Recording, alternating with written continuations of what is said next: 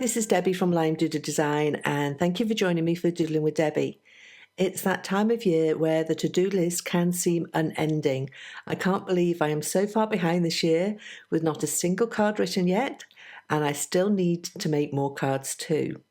When time gets tight like this, my productivity ramps up by batch creating Christmas cards.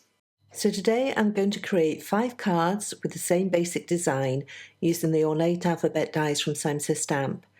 These dies are designed to coordinate with the ornate alphabet stamp set, but I'm not using that today.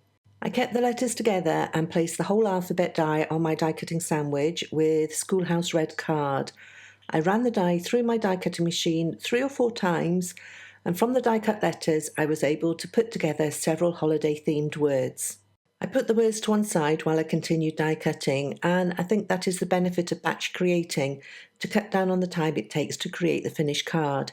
If you do all the same things at the same time, you spend less time switching backwards and forwards between things. So while I had my die cutting machine going, I also cut several snowflakes from Bazzill Marshmallow card using the Grace, Leah and Marie snowflake dies. I cut enough snowflakes to have 2 or 3 die cuts for each of my 5 cards. I use the Tim Holtz craft pick all the time. It's a great little tool and makes pushing out the negative pieces on intricate designs a doddle. Moving on, and the next process I batched was creating a soft subtle background for the die cut words and snowflakes using the extra large dot stencil and 5 pieces of fog card cut to 4.25 by 5.5 inches. I will cut these pieces down slightly at the end and mount them onto card bases, but for now the slightly larger size allows for keeping the card in place with a piece of washi tape. I can then cut this area off later. I used a picket fence life-changing blending brush and white pigment ink and gently blended the ink through all the dots in the stencil. I repeated the stencil design on all 5 pieces of card and then squeezed a small amount of white gouache onto my craft mat and mixed with a little water to get a consistency suitable for splattering. I used a paintbrush to splatter and tried to concentrate the splatters in the lower right corner of the panels of card where I planned to add the die cut words.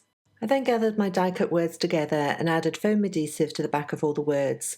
From a few passes of the ornate alphabet dies through the die cutting machine, I've made out the phrases peace, joy, merry, Noel and happy, and you could make many other options too. The letters are a good size for making an impact, and yet you can fit 5 or so letters comfortably on a landscape oriented card, so to spell out the longer options such as peace and merry. I planned out the designs for each phrase option, working out where to place snowflakes and letters, and then set everything to one side while I worked on adding coordinating sentiments to each card.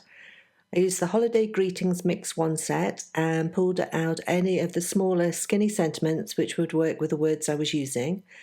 I laid these on a piece of black card in the Mini Misty and also drew on some options from the Clean Line Christmas set.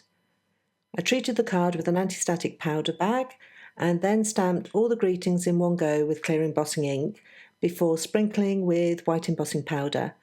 I used a dry paintbrush to tidy up any stray spots of embossing powder and then heat set. I used a scalpel and metal edge ruler to trim out the sentiments and paired them with the cards. I foam mounted the stenciled fog panels onto card bases cut from Bazzill Marshmallow card. Again, I'm batching each process, so I added foam adhesive to all the card fronts before adding them to the card bases. Now it was just a case of adding the die cuts to the card fronts. For this, I needed to use a T-square ruler. For me, a ruler such as this is essential. I don't seem to be able to see a straight line, and even with the help of the ruler, I'm sometimes not perfect, but accept that these are handmade cards and each one is unique, even if that means slightly wonky. On the larger snowflakes, I placed a piece of foam adhesive in the centre to adhere them to the card, and with the smaller snowflakes where this wasn't an option, I used Gina K Connect glue. I arranged 2 or 3 snowflakes around the letters and then used the T-square ruler to help me align the words on straight.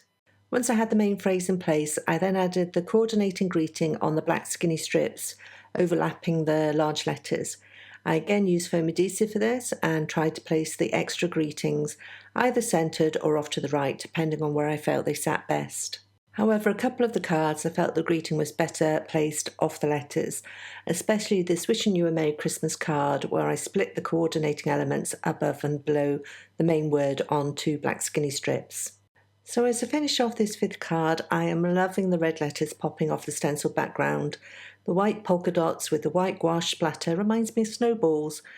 To complete the cards, I added a few ice crystal sequins from Little Things from Lucy's Cards, which I held in place with Gina K Connect glue. And so here's a final look at the finished cards.